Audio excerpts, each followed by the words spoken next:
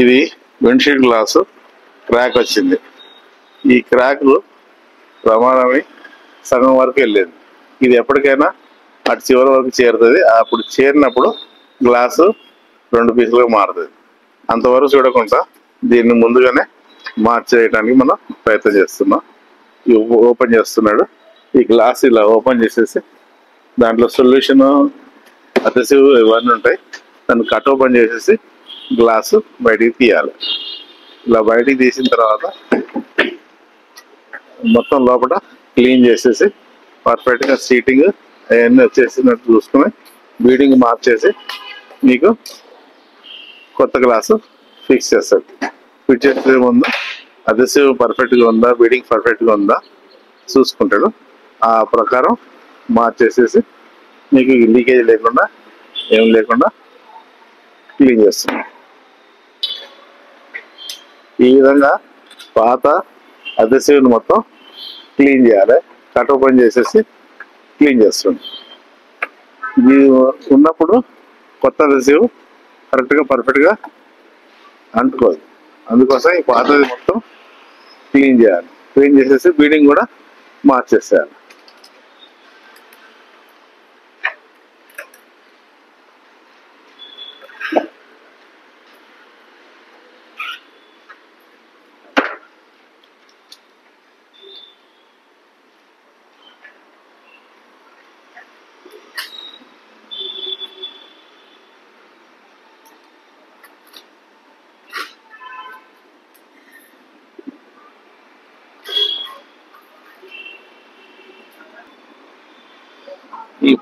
ఈ పాత గ్లాస్ కింద ఇలా మొత్తం డర్ట్ మొత్తం అక్యుములేట్ అయి ఉంటుంది.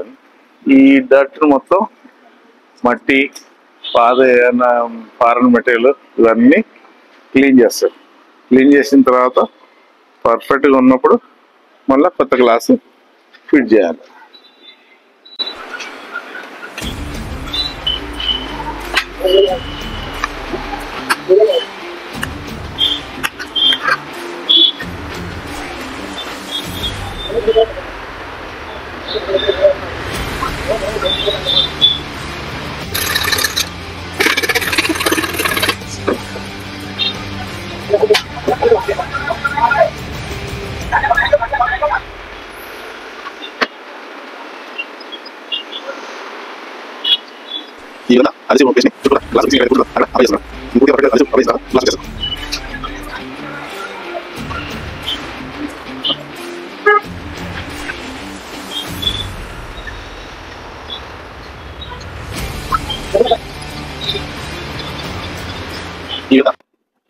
ఈ ఫిక్స్ చేసే గమ్ముని టోటల్ గా ఒక గోడ లాగా ఫిక్స్ చేస్తున్నాడు.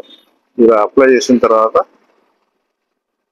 దీని మీద పర్ఫెక్ట్ గా కొత్త గ్లాస్ ని ఫిక్స్ చేస్తాడు.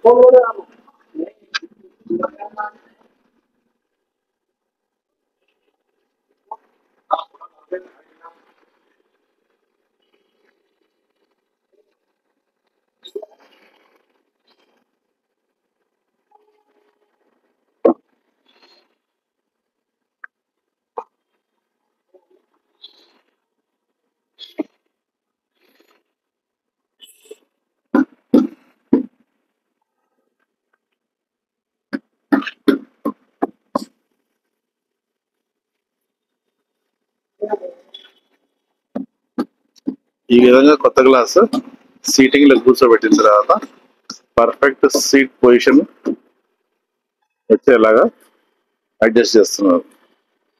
ఈ విధంగా పూర్తిగా సీటింగ్ లో కూర్చున్న తర్వాత ఏ విధమైన లీక్ రాదు అని నిర్ణయించుకున్నాక దీన్ని ఫైనల్ గా టేప్ వేసి ఫిక్స్ చేస్తారు.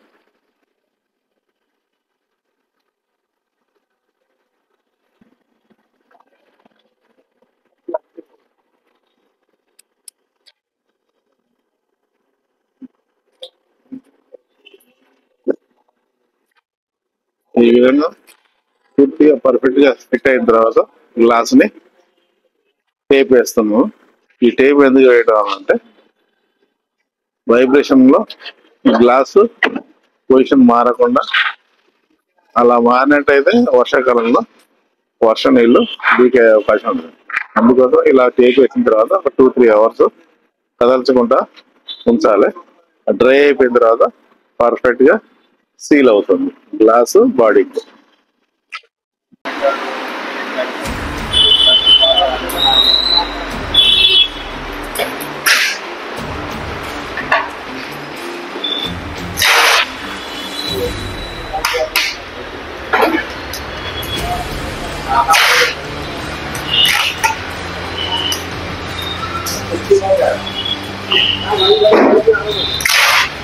क्या